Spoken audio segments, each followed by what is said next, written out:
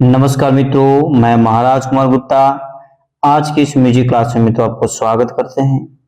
इसके पहले मित्रों हम मॉक टेस्ट का प्रतिदिन क्लास ले रहे थे। प्रतिदिन 20 मॉक टेस्ट का मित्रों आपको क्लास लिया गया और 20 के 20 मॉक टेस्ट मित्रों आपके एग्जाम्स के लिए महत्वपूर्ण था और सभी बच्चे जो है मॉक टेस्ट में भाग लिए, इसके लिए सभी को धन्यवाद। अब जो है मित्रों प्रतिदिन हम नॉर्मल क्लास लेकर के आएंगे और यह क्लास नंबर 1 है। ठीक है, आप प्रतिदिन मित्रों इस चैनल पर सुबह 8 बजे और रात्रि 8 बजे मित्रों क्लास को जरूर ज्वाइन करें और अपने स्टडी ग्रुप में मित्रों इस वीडियो के लिंक को अवश्य शेयर कर दें ताकि सभी लोग पढ़ सके और सभी लोग बढ़ सके। मित्रों अब हम लोग तैयारी करेंगे, आर और पार की तैयारी होगा। इसके लिए आपको हमारे साथ जुड़े हुए रहने की जरूरत है। आज का प्रथम प्रश्न है, आचार्य बृहस्पति द्वारा निर्मित वाद्य कौन सा है? मतलब आचार्य बृहस्पति द्वारा निर्मित वाद्य कौन सा है? ए में मित्रों श्रुति दर्पण, बी में मत कोकिला बीना, सी में मित्रों घोंसा बीना, डी में तंत्री बीना। तो मित्रों बताइए कि आचार्य बृहस्पति द्वारा निर्मित वाद्य कौन सा है? तो मित्रों इस प्रश्न का आंसर आपको हो जाएगा एप्पल। एप्पल कहने का मतलब है कि श्रुति दर्पण। ठीक है, इस प्रकार हम लोग क्वेश्चन नंबर नेक्स्ट पर ध्यान देंगे। मित्रों सादरावाद का आविष्कार किसने किया था? सादरावाद का आविष्कार किसने किया था? ए में आपका गुरु रामदास, बी में गुरु नानक साहब, सी में अकबर, डी में भरत साहब। तो मित्रों व्हाट्सएप कमेंट्स में आंसर दीजिए कि सादरावाद का आविष्कार किसने किया। तो मित्रों बताते चलें कि सादरावाद का जो मित्रों आविष्कार किए हैं उनका नाम है गुरु रामदास। एप्पल आंसर आपका क्या है? सही है। ठीक है, एक चीज मित्रों आपको जरूर बोलेंगे कि जीवन में यदि सफल होना है तो प्रतिदिन एक टारगेट फिक्स कीजिए और उस टारगेट को पूरा करने में अपना पूरा दिन लगा दीजिए। आगे आने वाला समय आपका ऑटोमेटिक सही हो जाएगा। प्रश्न मित्रों आपका कि हारमोनियम का आविष्कार कब हुआ? ए में 1830, बी में 1750, सी में मित्रों 1840, डी में 1780। मित्रों कमेंट्स में जरूर आंसर दीजिए कि हारमोनियम का आविष्कार कब हुआ। तो मित्रों बताते चलें कि हारमोनियम का जो मित्रों आविष्कार हुआ है 1840 ईस्वी में। ऑप्शन नंबर सी आपका सही है। ठीक है, इस प्रकार मित्रों अगले प्रश्न पर हम लोग केयर करेंगे। ऐसे दो वाद्यों का नाम बताइए जिनका फिल्म संगीत में अधिक प्रयोग होता है। मतलब कौन सा ऐसा दो वाद्य है जिसका फिल्म में सबसे अधिक प्रयोग होता है? ए में मित्रों आपका ऑप्शन है तबला और ढोलक, बी में है बांसुरी और क्लारनेट, सी में मित्रों मंजीरा और खंजरी, डी में आपका है मृदंग और सितार। मित्रों आप कमेंट्स में आंसर दीजिए।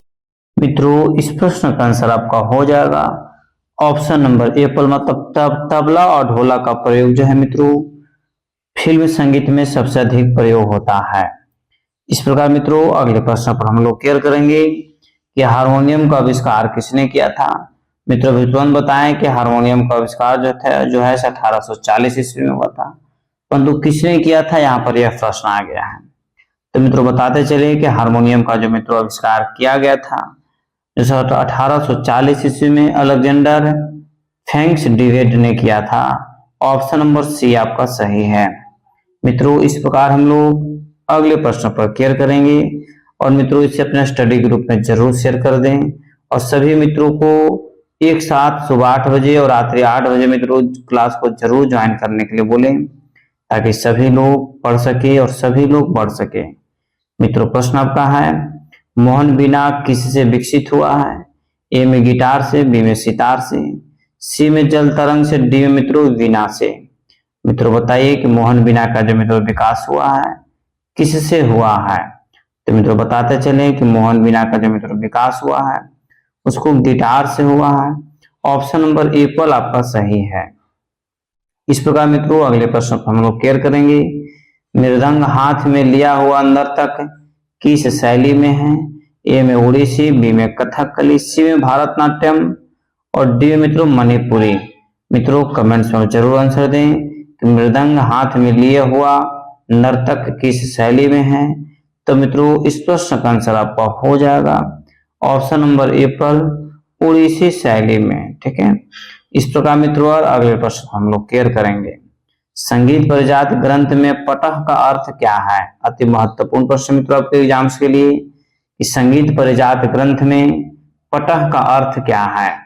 ए में आपका मजीरा है, बी में ढोलक है, सी में मित्रों मृदंग या गज का प्रयोग का, या फिर मित्रों डी में आपका है वीणा। तो मित्रों बताइए कि संगीत परिजात ग्रंथ में पटह का अर्थ क्या है?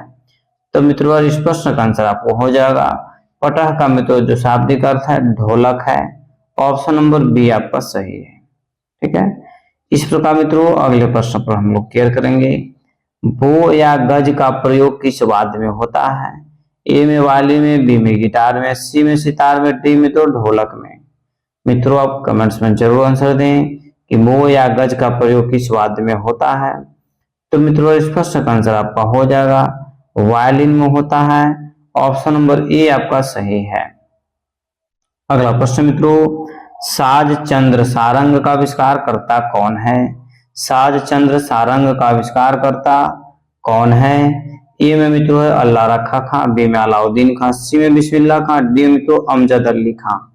मित्रों सभी प्रश्न आपके एग्जाम्स के मद्देनजर रखते मित्रों तैयार किया गया है, अतः प्रतिदिन क्लास को जरूर ज्वाइन करें और इस प्रश्न का आंसर मित्रों कमेंट्स में जरूर दें कि साज चंद्र सारंग का आविष्कार करता कौन है। तो मित्रों इस प्रश्न का आंसर हो जाएगा उस्ताद अलाउद्दीन खां।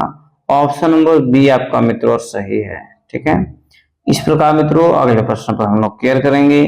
सरोद सम्राट की उपाधि किसे प्राप्त है? मतलब कौन से ऐसे सरोद वादक हैं जिनको सरोद सम्राट की उपाधि से सम्मानित किया गया है? ये मित्रों उस्ताद अमजद अली खां, बी में आमिर खां, सी में पंडित रविशंकर साहब और डी मित्रों उस्ताद विलायत खां। मित्रों कमेंट्स में जरूर आंसर दें कि सरोद सम्राट की उपाधि किसे प्राप्त है। तो मित्रों बताते चले कि उस्ताद अमजद अली खां को मित्रों सरोद सम्राट के नाम से जाना जाता है। इनको मित्रों यह उपाधि प्राप्त है। ए पर आंसर आपका क्या है? सही है। ठीक है, इस प्रकार हम लोग अगले प्रश्न पर केयर करेंगे। वायलिन सम्राट की उपाधि किसे प्राप्त है? ए में पलुस्कर साहब, बी में जाकिर हुसैन साहब, सी में मित्रों पंडित बिजी जोग और डी में आपका पंडित रविशंकर साहब।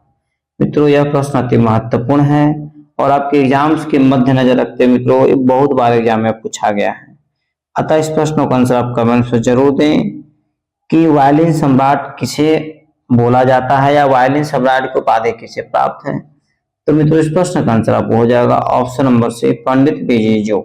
ठीक है, इस प्रकार हम लोग अगले प्रश्न पर केयर करेंगे। तबला पखावज की पूरी किस पशु के चमड़े से बनती है? ए में भेड़, बी में ऊंट, सी में गाय, डी मित्रों बकरा। ठीक है, तो मित्रों व्हाट्सएप कमेंट्स में आंसर दें कि तबला या पखावज की जो पूरी बनी होती है किस पशु के चमड़े से बनती है। मित्रों अति महत्वपूर्ण प्रश्न है और यह प्रश्न मित्रों एग्जाम में पूछा भी गया है। तो मित्रों तबला या पखावज की जो मित्रों पूरी बनी होती है मित्रों बकरे की जैसे चमड़े से बनी होती है। ऑप्शन नंबर डी आपका सही है। ठीक है, इस प्रकार मित्रों अगले प्रश्न पर हम लोग केयर करेंगे। तबला या पखावज की दुआल बद्धी किस पशु के चर्मत्र से बनती है? ए में ऊंट, बी में भेड़, सी में गाय, डी मित्रों बैल है। तो बताइए मित्रों तबला या पखावज की दुआल मतलब बद्धी किस पशु के चमत्र से बनती है, मतलब चमड़ा से बनती है। तो मित्रों व्हाट्सएप कमेंट्स में जरूर आंसर दें।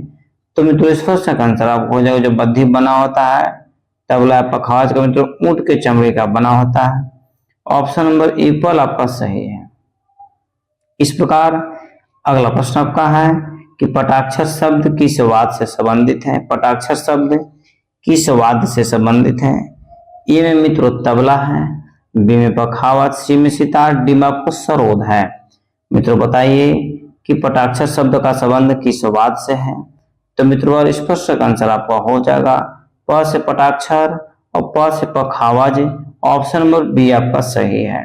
ठीक है, इस प्रकार मित्रों अगला प्रश्न पर आप ध्यान दीजिए बारीकी से कि उपंग नामक वाद्य किस श्रेणी में आता है? उपंग नामक वाद्य किस श्रेणी में आता है? अवनद में, सुशीर में, तत् में या घन में? मित्रों आप फट से कमेंट्स में आंसर दीजिए कि उपंग नामक वाद्य किस श्रेणी में आता है। तो मित्रों उपंग नामक जो मित्रों वाद्य है अवनद वाद्य के अंतर्गत आता है। ए पर आंसर आपका मित्रों सही है। इस प्रकार मित्रों अगले प्रश्न पर हम लोग क्लियर करेंगे। सम्राट अकबर किस वाद्य को बजाने में निपुण थे? ए में सितार, बी में बीना, सी में नकारा, डी मित्रों बीन। मित्रों अति महत्वपूर्ण प्रश्न है और मित्रों यह प्रश्न कई बार एग्जाम में पूछा गया है कि सम्राट अकबर किस वाद्य को बजाने में निपुण थे। तो मित्रों जो सम्राट अकबर थे वो नकारा जो है से एक वाद्य यंत्र है उसको बजाने में तो निपुण थे। ऑप्शन नंबर सी आपका क्या है? सही है। ठीक है, इस प्रकार मित्रों अगले प्रश्न पर हम लोग क्लियर करेंगे कि पंडित पन्नालाल घोष किस वाद्य के लिए प्रसिद्ध रहे? ए में बांसुरी, बी में जल तरंग, सी में रावण हत्था, डी मित्रों बीना है। मित्रों बताइए कि पंडित पन्नालाल घोष किस वाद्य के लिए प्रसिद्ध रहे हैं? मित्रों अति महत्वपूर्ण प्रश्न आपका है। तो पंडित पन्नालाल जो घोष है मित्रों वह जो है बांसुरी वादक है। क्या है? बांसुरी वादक। मतलब एप्पल आंसर आपका क्या है?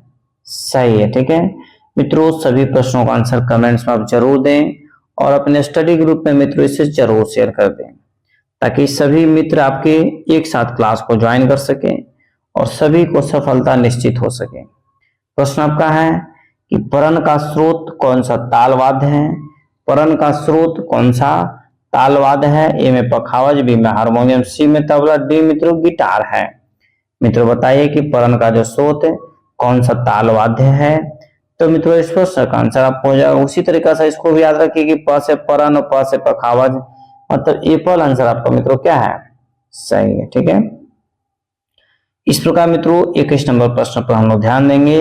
अवान ई मिस्त्री किस वाद्य को बजाते हैं? ए में तबला, बी में सितार, बी में बीना और सी में बीना, डी में मित्रों सरोद है। बताइए मित्रों कि अवान ई मिस्त्री किस वाद्य को बजाती हैं? तो मित्रों आपको बताते चले कि अवान ई मिस्त्री मित्रों एक महिला है जो तबला वादक है। ये पल आंसर आपका क्या है? सही है। ठीक है मित्रों, अति महत्वपूर्ण प्रश्न है कि अवान ई मिस्त्री क्या बजाती हैं? तबला वादक हैं। अगला प्रश्न आपका मित्रों कि राष्ट्रीय वृंद वादन कहाँ स्थित है?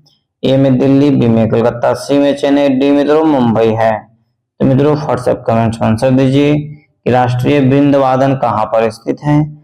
मित्रों चारों का चारों ऑप्शन आपके सामने प्रस्तुत कर दिया गया है। मित्रों बताइए कि राष्ट्रीय वृंद वादन कहाँ पर स्थित है। तो मित्रों राष्ट्रीय वृंद वादन जो है मित्रों दिल्ली में स्थित है। ये पल आंसर आपका सही है। ठीक है, इस प्रकार मित्रों अगले प्रश्न पर हम लोग क्लियर करेंगे कि वृंद के कितने गुण होते हैं? वृंद के कितने गुण होते हैं? ए में 5 है, बी में 6 है, सी में 7 है, डी मित्रों 8 है। मित्रों बताइए कि वृंद के कितने गुण होते हैं। तो मित्रों बताते चले कि वृंद के कुल गुणों की जो संख्या है मित्रों आपको 6 बताया गया है। ऑप्शन नंबर बी मित्रों आपका सही है। ठीक है, इस प्रकार मित्रों अगले प्रश्न पर हम लोग क्लियर करेंगे। चेंडा या मृदलनम कहाँ का वाद्य है? ए में दक्षिण, बी में केरल, सी में गुजरात, डी मित्रों मध्य प्रदेश। तो मित्रों बताइए कि चेंडा या मृदलनम कहाँ का वाद्य है। तो मित्रों इस प्रश्न का आंसर आपका हो जाएगा ऑप्शन नंबर ए, मतलब दक्षिण का मित्रों वाद्य है। ये पल आंसर आपका सही है। इस प्रकार मित्रों अगले प्रश्न पर हम लोग क्लियर करेंगे। गोंग ड्रम का प्रयोग कहाँ हुआ? ए में जर्मनी, बी में स्पेन, सी में मित्रों इंग्लैंड और डी में आपका पेरिस है। मित्रों बताइए कि गोंग ड्रम का प्रयोग कहाँ हुआ है। तो मित्रों गोंग ड्रम का जो मित्रों प्रयोग हुआ है इंग्लैंड में हुआ। ऑप्शन नंबर सी आपका सही है। अगला प्रश्न मित्रों आपका बांस ड्रम का प्रयोग सर्वप्रथम कब हुआ? ए में 1782, बी में 1750, सी मित्रों 1820 और डी में आपका 1901। बताइए मित्रों कि बांस ड्रम का प्रयोग सर्वप्रथम कब हुआ। तो मित्रों बताते चले कि बांस ड्रम का सर्वप्रथम प्रयोग जो हुआ है मित्रों 1782 ईस्वी में। मतलब ये पल आंसर आपका क्या है? सही है।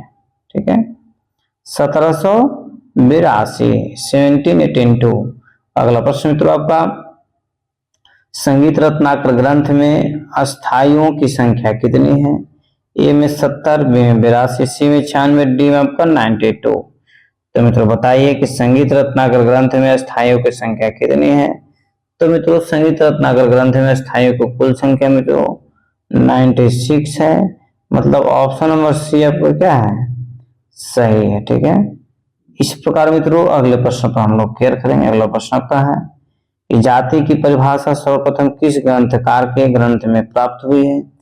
ए में मतंग साहब, बी में भरत साहब, सी में नारद साहब, डी मित्रों अहोबल साहब। तो मुझे बताइए कि जाति की परिभाषा सर्वप्रथम किस ग्रंथकार के ग्रंथ में प्राप्त हुई है? तो मित्रों इस प्रश्न का आंसर आपका हो जाएगा मतंग साहब, मतलब एप्पल आंसर आपका क्या है? सही। ठीक है, एप्पल आंसर में तो आपका क्या है? सही है। इस प्रकार मित्रों अगले प्रश्न पर हम लोग क्लियर करेंगे। नाट्यशास्त्र ग्रंथ में कितने जातीय नाट्यशास्त्र ग्रंथ में जाति के कितने लक्षण प्राप्त है? नाट्यशास्त्र ग्रंथ में जाति के कितने लक्षण प्राप्त है? ए में 10, बी में 12, सी में 14, डी मित्रों 16 है। मित्रों फट से कमेंट में आंसर दीजिए कि नाट्यशास्त्र ग्रंथ में जाति के कितने लक्षण प्राप्त हैं। तो मित्रों इस प्रश्न का आंसर आपका हो जाएगा कुल 10 लक्षण मित्रों प्राप्त हैं। एप्पल आंसर आपका सही है। ठीक है, इस प्रकार मित्रों क्वेश्चन नंबर 30 पर ध्यान दीजिएगा कि रामायण कालीन संगीत में जाति की संख्या कितनी थी? ए में 5, बी में 6, सी में 7, डी मित्रों 8 है। मित्रों बताइए कि रामायण कालीन संगीत में जाति की संख्या कितनी थी? तो मित्रों रामायण कालीन संगीत में जो मित्रों जाति की जो कुल संख्या थी, इस प्रश्न का आंसर आपको हो जाएगा 7 संख्या थी। ठीक है, रामायण कालीन संगीत में जाति की संख्या कितनी थी? 7 थी। ऑप्शन नंबर सी आपका सही है। इस प्रकार मित्रों अगला प्रश्न आपका है कि पाश्चात्य संगीत में विभव का अर्थ क्या है? ए में मित्रों साधारण लय, बी में आपका द्रुत लय, सी में आपका विलंबित लय और डी में मित्रों अति द्रुत लय। तो मित्रों इस प्रश्न का आंसर आपका हो जाएगा कि पाश्चात्य संगीत में विभव का अर्थ क्या है? तो मित्रों पाश्चात्य संगीत में विभव का जो मित्रों अर्थ है द्रुत लय है। ऑप्शन नंबर बी आपका सही है। इस प्रकार मित्रों हम लोग अगले प्रश्न पर बारीकी से क्लियर करेंगे। अगला प्रश्न आपका है कि कोमल दैवत की आंदोलन संख्या कितनी है? ए में है मित्रों 381/317 होगा और बी में आपका है 452/445, सी में मित्रों 368/1618 और डी में आपका 305/1720। तो मित्रों व्हाट्सएप कमेंट्स में आंसर दें। तो मित्रों इस प्रश्न का आंसर आपका हो जाएगा एप्पल। ठीक है, इस प्रकार मित्रों अगले प्रश्न पर हम लोग क्लियर करेंगे। अगला प्रश्न आपका है सरजग्राम में शुद्ध जाति की संख्या कितनी है? ए में 6, बी में 5, सी में 4, डी मित्रों 7 है। तो मित्रों बताइए कि सरजग्राम में शुद्ध जाति की संख्या कितनी बताई गई है? तो मित्रों सरजग्राम में शुद्ध जाति की जो संख्या मित्रों बताई गई है 4 बताई गई है। ऑप्शन नंबर सी आपका सही है। ठीक है, इस प्रकार मित्रों अगले प्रश्न पर हम लोग क्लियर करेंगे। अगला प्रश्न आपका है कि 10 विधि लक्षणों का उल्लेख किसने किया? ए में भरत साहब, बी में मतंग साहब, सी में सोमनाथ साहब, डी मित्रों नारद साहब। मित्रों बताइए कि 10 विधि लक्षणों का उल्लेख किसने किया है? तो मित्रों इस प्रश्न का आंसर आपका हो जाएगा एप्पल। एप्पल कहने का मतलब है कि भरत साहब की 10 विधि लक्षणों का जो मित्रों उल्लेख किया है भरत साहब किए हैं। इस प्रकार अगला प्रश्न आपका है कि यास्टिक ने गीतियों की संख्या कितनी बताई है? ए में 3, बी में 4, सी में 5, डी मित्रों 6 है। मित्रों बताइए कि यास्टिक ने गीतियों की संख्या कितनी बताई है? तो मित्रों यास्टिक ने गीतियों की संख्या 3 बताई है। ऑप्शन नंबर एप्पल आपका सही है। इस प्रकार मित्रों अगले प्रश्न पर हम लोग क्लियर करेंगे कि ध्रुवा गीत का उल्लेख सर्वप्रथम किस ग्रंथ में प्राप्त हुआ है? ए में मित्रों आपका ऑप्शन है संगीत मृदंग, बी में संगीत परिजात, सी में नाट्यशास्त्र, डी में मित्रों रत्नाकर। संगीत रत्नाकर होगा। ठीक है, तो ध्रुवा गीत का उल्लेख मित्रों सर्वप्रथम किस ग्रंथ में प्राप्त हुआ है? तो मित्रों बताते चले कि ध्रुवा गीत का मित्रों जैसे सर्वप्रथम जैसे मित्रों उल्लेख जो प्राप्त हुआ है नाट्यशास्त्र में हुआ है। ऑप्शन नंबर सी आपका सही है। अगला प्रश्न आपका है कि ध्रुवा गीत का प्रयोग किस विद्या में किया गया है? ए में नाट्य में, बी में जाति गायन में, सी में ध्रुपद में, डी मित्रों वृंदवादन में। मित्रों कमेंट्स में फर्स्ट आंसर दीजिए कि ध्रुवा गीत का जो मित्रों प्रयोग किस वाद्य में किया गया है? तो मित्रों इस प्रश्न का आंसर आपका हो जाएगा ऑप्शन नंबर एप्पल, मतलब नाट्य में मित्रों ध्रुवा गीत का प्रयोग जैसे किया गया है। इस प्रकार हम लोग अगले प्रश्न पर ध्यान देंगे कि रस परिवर्तन के लिए प्रयुक्त गान को क्या कहा गया है? ए में स्थायी, बी में अपेक्षिकी, सी में मित्रों अभोग, डी में है अंतरा। मित्रों बताइए कि रस परिवर्तन के लिए प्रयुक्त गान को क्या कहा गया है? तो मित्रों इस प्रश्न का आंसर आपका हो जाएगा अपेक्षकी कहा गया है। ऑप्शन नंबर बी आपका सही है। मित्रों अगला प्रश्न आपका है कि विकृत स्वरों का प्रयोग सर्वप्रथम किसने किया? विकृत स्वरों का प्रयोग सर्वप्रथम किसने किया? ए में आपका नारद साहब, बी में भरत साहब, सी में मतंग साहब और डी में मित्रों सारंगदेव साहब। मित्रों और आप कमेंट्स में जरूर आंसर दें कि विकृत स्वरों का प्रयोग सर्वप्रथम किसने किया है? तो मित्रों सारंगदेव साहब किए हैं। ऑप्शन नंबर डी आपका मित्रों सही है। ठीक है, इस प्रकार मित्रों 40 नंबर प्रश्न पर क्लियर कीजिएगा। प्रबंध के अंगों की संख्या कितनी है? ए में 7, बी में 6, सी में 4, डी मित्रों 5 है। मित्रों बताइए कि प्रबंध के अंगों की संख्या कितनी है? तो मित्रों इस प्रश्न का आंसर आपको हो जाएगा प्रबंध के अंगों की संख्या जो मित्रों है 6 है। मतलब ऑप्शन नंबर बी आपका मित्रों क्या है? सही है। इस प्रकार हम लोग अगले प्रश्न पर क्लियर करेंगे। पाठ शब्द से क्या अभिप्राय है? ए में वाद्य के अक्षर समूह, बी मित्रों गायन के में सरगम, सी में अलंकार से, डी में मित्रों तंतु वाद्य से। मित्रों बताइए कि पाठ शब्द से क्या अभिप्राय है? तो मित्रों बताते चलें कि पाठ शब्द से मित्रों जो अभिप्राय है आपको वाद्य के अक्षर समूह से है। ए पॉल आंसर आपका सही है। अगला प्रश्न मित्रों आपका एला शब्द किस ज्ञान विद्या से संबंधित है? ए में ठुमरी, बी में प्रबंध, सी में टप्पा, डी मित्रों ख्याल है।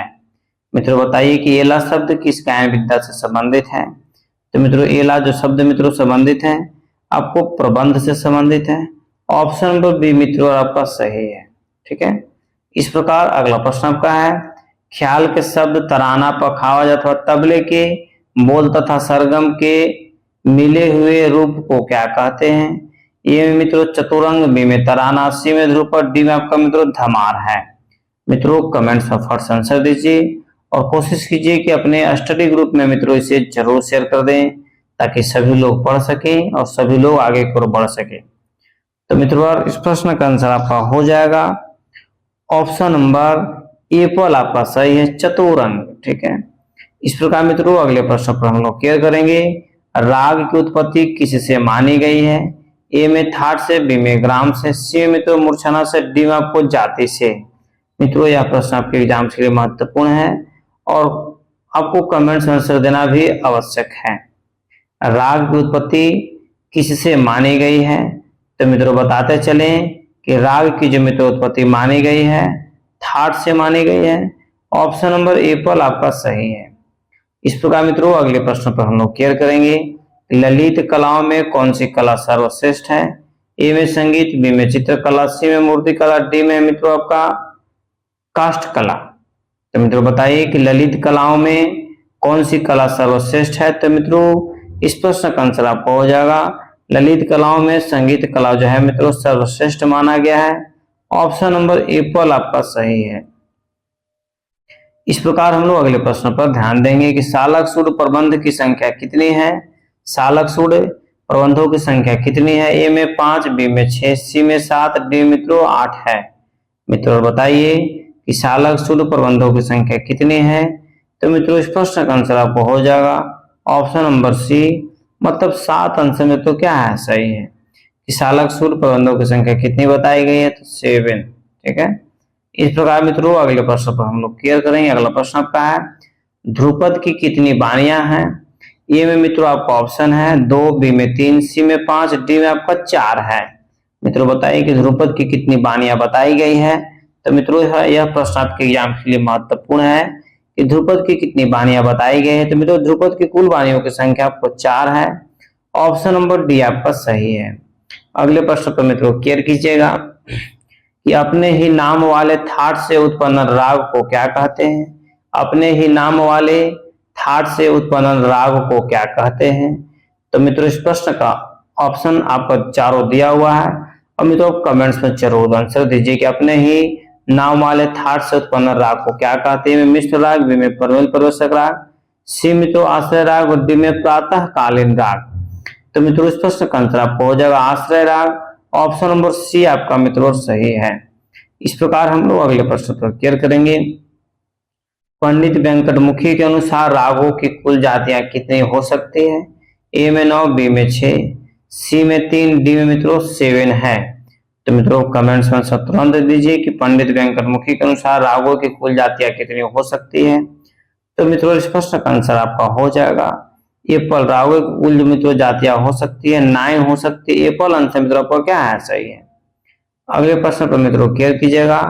उत्तर भारतीय पद्धति में कोमल रे के नाम से पुकारे जाने वाले स्वर की दक्षिण भारतीय पद्धति में किस नाम से पुकारते हैं।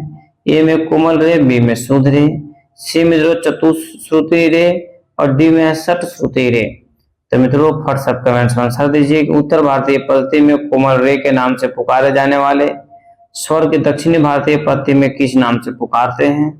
तो मित्रों इस प्रश्न का आंसर आपको हो जाएगा ऑप्शन नंबर सी, अर्थात चतुश्रुति रे। ठीक है, इस प्रकार मित्रों अगले प्रश्न पर हम लोग केयर करेंगे कि चतुर्थ सरज मध्यम पंचमा द्वय द्वय निषाद गंधारो त्रित्री ऋषभ धैवतो।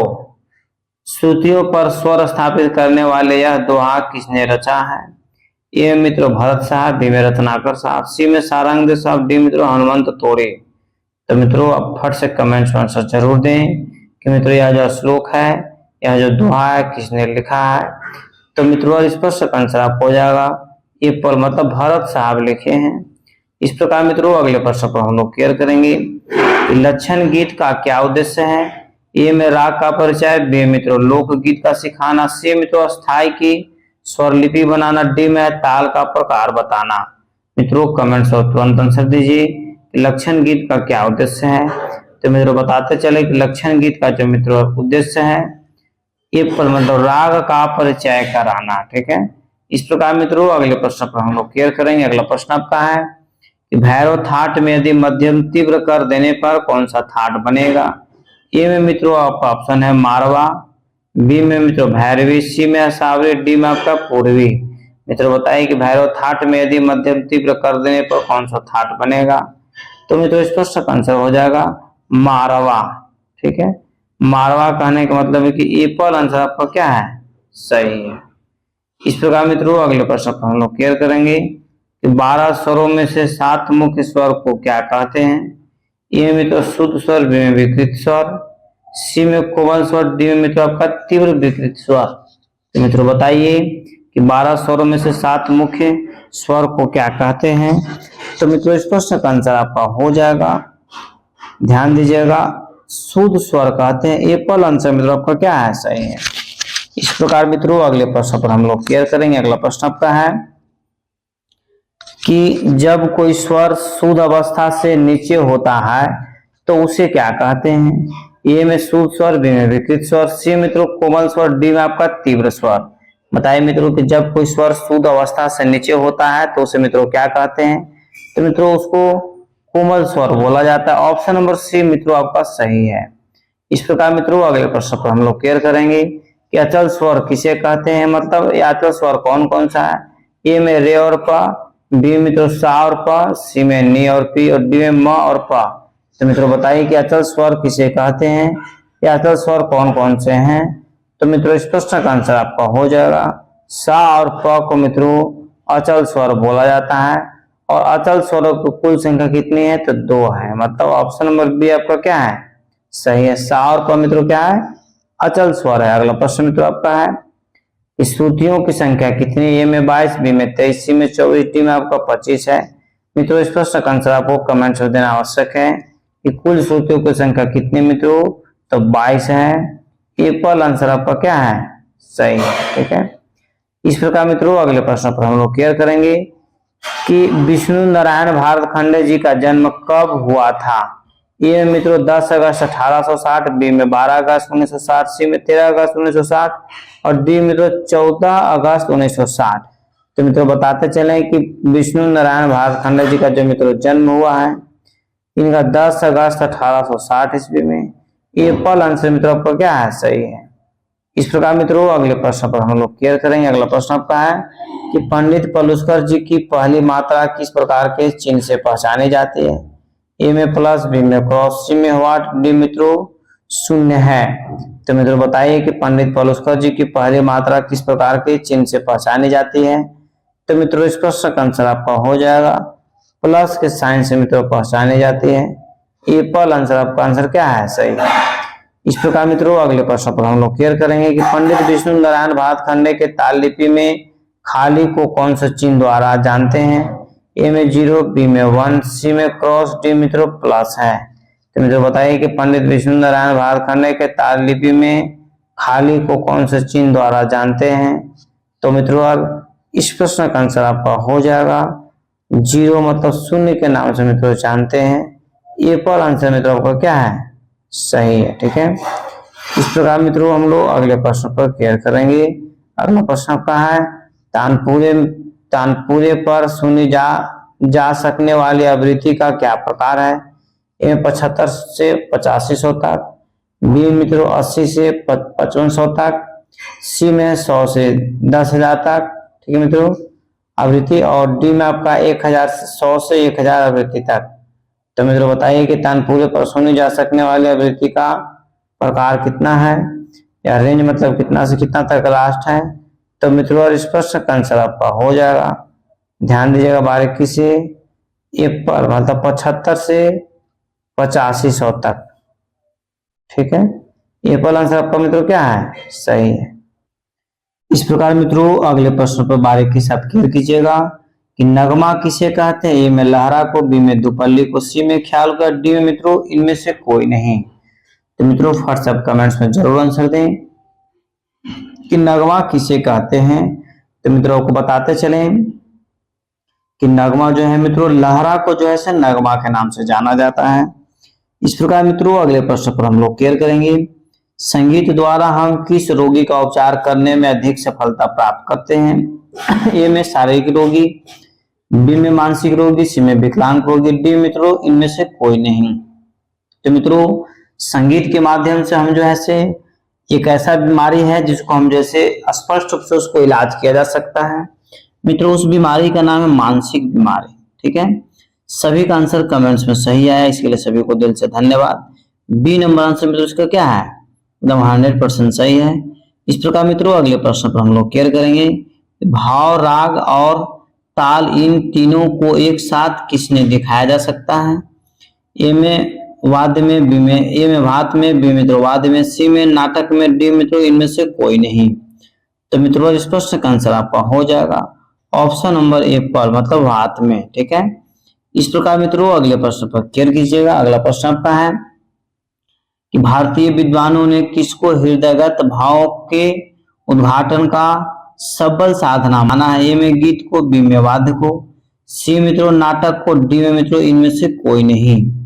तो मित्रों फट से कमेंट्स में आंसर दीजिए कि भारतीय विद्वानों ने किसको हृदयगत भाव के उद्घाटन का संबल साधन माना है? तो मित्रों इस प्रश्न का आंसर आपका हो जाएगा गीत को माना है। एप्पल आंसर आपका सही है।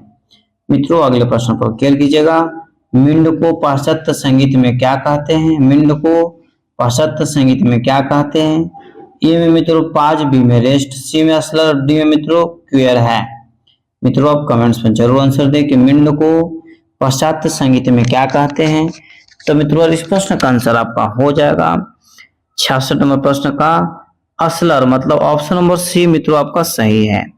इस प्रकार मित्रों अगले प्रश्न पर आप क्लियर कीजिएगा कि तानपुरे में पंचम स्वर किस सप्तक से दिखाया जाता है? ए में तार, बी में मंद्र, सी में मध्य, डी मित्रों कोई नहीं। मित्रों फर्स्ट आंसर दीजिए कि तानपुरे में पंचम स्वर किस सप्तक से दिखाया जाता है? तो मित्रों इस प्रश्न का आंसर आपको हो जाएगा मंद्र से मतलब ऑप्शन नंबर बी आपका सही है। अगला प्रश्न मित्रों, तानपुरे का चौया तार किस सप्तक से मिलाया जाता है? फिर से ध्यान दीजिएगा मित्रों कि तानपुरे का चौथा तार होगा, चौथा तार। ठीक है, तानपुरे का चौथा तार किस सप्तक से मिलाया जाता है? ए में मध्य सप्तक, बी में मंद्र सप्तक, सी मित्रों तार सप्तक, डी में इनमें से कोई नहीं। तो मित्रों इस प्रश्न का आंसर आपका हो जाएगा मध्य सप्तक से मिलाया जाता है। ऑप्शन नंबर एप्पल आपका सही है। इस प्रकार मित्रों अगले प्रश्न पर हम लोग क्लियर करेंगे कि राग दरबारी कन्हाड़ा में तानपुरे का प्रथम तार किस स्वर में मिलता है? ए में ग में, बी में रे, सी में प और डी मित्रों ध। मित्रों कमेंट्स में आंसर जरूर दीजिए कि राग दरबारी कन्हाड़ा में तानपुरे का प्रथम तार किस स्वर में मिलता है? तो मित्रों इस प्रश्न का आंसर आपका हो जाएगा ऑप्शन नंबर सी प। ठीक है, इस प्रकार मित्रों अगले प्रश्न पर आप केयर कीजिएगा। आधुनिक स्केल पद्धति को क्या कहा जाता है? ए में मित्रों मिंड, बी में मेलोडी, सी में ओपेरा और डी मित्रों ऑर्केस्ट्रा। मित्रों बताइएगा आधुनिक स्केल पद्धति को क्या कहा जाता है? तो मित्रों बताते चले कि आधुनिक स्केल पद्धति को जो मित्रों बोला जाता है उसको मिंड बोला जाता है। ऑप्शन नंबर ए पर आंसर आपका सही है। ठीक है, इस प्रकार मित्रों अगला प्रश्न आपका है कि जो स्वर रचना बजाई जा सके उसे पाश्चात्य संगीत में क्या कहते हैं? जो स्वर रचना बजाई जा सके उसे पाश्चात्य संगीत में क्या कहते हैं? ए में कैंटाटा, बी में सोनाटा, सी में पोल्का और डी मित्रों चैम्बर है। मित्रों बताइए फट से कमेंट्स में आंसर दीजिए कि जो स्वर रचना बजाई जा सके उसे पाश्चात्य संगीत में क्या कहते हैं? तो मित्रों उसे सोनाटा कहते हैं। ऑप्शन नंबर बी आपका सही है। ठीक है, इस प्रकार मित्रों अगले प्रश्न पर केयर कीजिएगा। अब्दुल करीम खां किस घराने के कलाकार थे? ए में दिल्ली घराना, बी में आगरा घराना, सी में किराना घराना, डी मित्रों जयपुर घराना। मित्रों अति महत्वपूर्ण प्रश्न आपका है कि अब्दुल करीम खां का संबंध मित्रों किस घराने से है? तो मित्रों इस प्रश्न का आंसर आपका हो जाएगा ऑप्शन नंबर सी किराना घराना। ठीक है, इस प्रकार मित्रों अगले प्रश्न पर हम लोग केयर करेंगे कि आगरा घराने के जन्मदाता कौन है? ए में अब्दुल करीम खां, बी में गिरजा देवी, सी मित्रों नत्थन फिरबख्श और डी में हाजी सुजान खां। तो मित्रों बताइए कि आगरा घराना के जन्मदाता कौन है? तो मित्रों बताते चलें कि आगरा घराना के जो मित्रों जन्मदाता माना जाता है हाजी सुजान खां को मित्रों माना जाता है। ऑप्शन नंबर डी मित्रों आपका सही है। अगला प्रश्न मित्रों कि अलादिया खां के घराने का नाम बताइए। अर्थात कहने का मतलब मित्रों कि अलादिया खां का संबंध किस घराने से है? ए में जयपुर, बी में पंजाब, सी में ग्वालियर, डी मित्रों किराना। मित्रों व्हाट्सएप कमेंट्स में आंसर दीजिए कि अलाउद्दीन खां के घराने का नाम क्या है? तो मित्रों बताते चले कि अलाउद्दीन खां के घराने का जो मित्रों नाम है जयपुर घराना है। ए पर आंसर आपका आंसर क्या है? सही है। इस प्रकार मित्रों हम लोग क्वेश्चन नंबर 75 पर बारीकी से केयर करेंगे। मोहम्मद अली खां किस घराने के कलाकार हैं?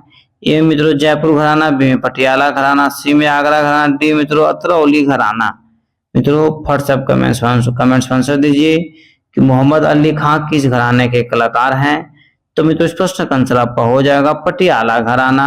ऑप्शन नंबर बी मित्रों आपका सही है। इस प्रकार मित्रों अगले प्रश्न पर हम लोग केयर करेंगे कि किराना घराने के काले खां कौन सा वाद्य बजाते थे? ए में सारंगी, बी में बीना, सी मित्रों तबला और डी में आपका सितार है। तो मित्रों बताइए कि किराना घराने के काले खां कौन से वाद्य को बजाते थे? तो मित्रों इस प्रश्न का आंसर आपका हो जाएगा सारंगी बजाते थे। ए पर आंसर मित्रों आपका क्या है? सही है। ठीक है, इस प्रकार मित्रों अगले प्रश्न पर हम लोग केयर करेंगे कि सिद्धेश्वरी देवी किस घराने की गायिका थी? ए में कोलकाता, बी में लखनऊ, सी में बनारस, डी में मित्रों जयपुर है। मित्रों बताइए कि सिद्धेश्वरी देवी किस घराने की गायिका थी? अति महत्वपूर्ण प्रश्न मित्रों कि सिद्धेश्वरी देवी का संबंध किस घराने से थी? तो मित्रों इस प्रश्न का आंसर आपका हो जाएगा, ध्यान दीजिएगा, लखनऊ घराना। ऑप्शन नंबर बी मित्रों आपका सही है। इस प्रकार मित्रों अगले प्रश्न पर हम लोग केयर करेंगे कि किशोरी आमोनकर किस घराने के गायक हैं? ए में दिल्ली, बी में आगरा, सी मित्रों जयपुर, डी में बनारस। मित्रों बताइए कि किशोरी आमोनकर किस घराने के गायक हैं? तो मित्रों इस प्रश्न का आंसर आपको हो जाएगा जयपुर, मतलब ऑप्शन नंबर सी आपका सही है। ठीक है, इस प्रकार मित्रों अगले प्रश्न पर हम लोग केयर करेंगे कि गंगूबाई हलंग किस घराने की हैं? गंगूबाई हलंग का संबंध किस घराने से? में दिल्ली, सॉरी में लखनऊ, बी में दिल्ली, सी में अतरौली, डी मित्रों किराना घराना। तो मित्रों बताइए कि गंगूबाई हलंग किस घराने से संबंध रखते थे? तो मित्रों इस प्रश्न का आंसर हो जाएगा किराना घराना। ऑप्शन नंबर डी आपका मित्रों सही है। अगला प्रश्न मित्रों आपका कि गुलाम रसूल किस घराने से संबंधित हैं? ए में आगरा, बी में मित्रों ग्वालियर, सी में आपका जयपुर, डी में लखनऊ। मित्रों बताइए कि गुलाम रसूल किस घराने से संबंध रखते थे?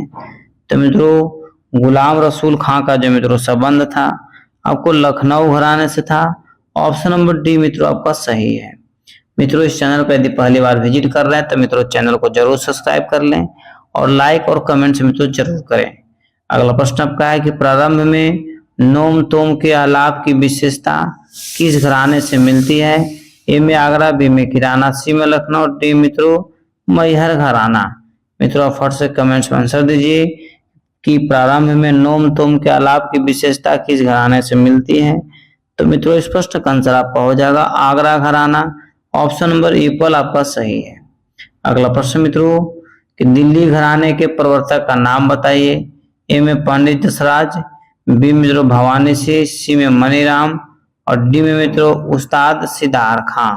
तो मित्रों बताइए कि दिल्ली घराने के प्रवर्तक का नाम कौन है या फिर दिल्ली घराने के संस्थापक कौन है मित्रों। तो इस प्रश्न का आंसर आपका हो जाएगा उस्ताद सिद्धार्थ खां। ऑप्शन नंबर डी आपका सही है।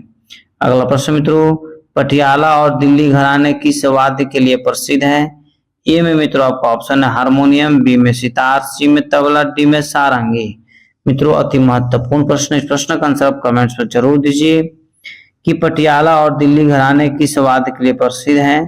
तो मित्रों पटियाला और दिल्ली घराना जो मित्रों प्रसिद्ध है, ध्यान दीजिएगा बारीकी से, ऑप्शन नंबर डी सारंगी के लिए प्रसिद्ध है।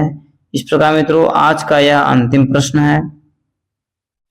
मल्लिकार्जुन मंसूर किस घराने के कलाकार हैं। ए में दिल्ली, बी में जयपुर, सी में पटियाला, डी मित्रों किराना।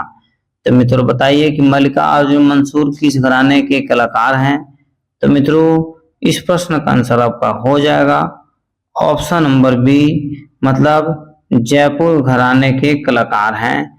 मल्लिकार्जुन मंसूर किस घराने के कलाकार हैं? जयपुर घराने के मित्रों कलाकार हैं। इस प्रकार मित्रों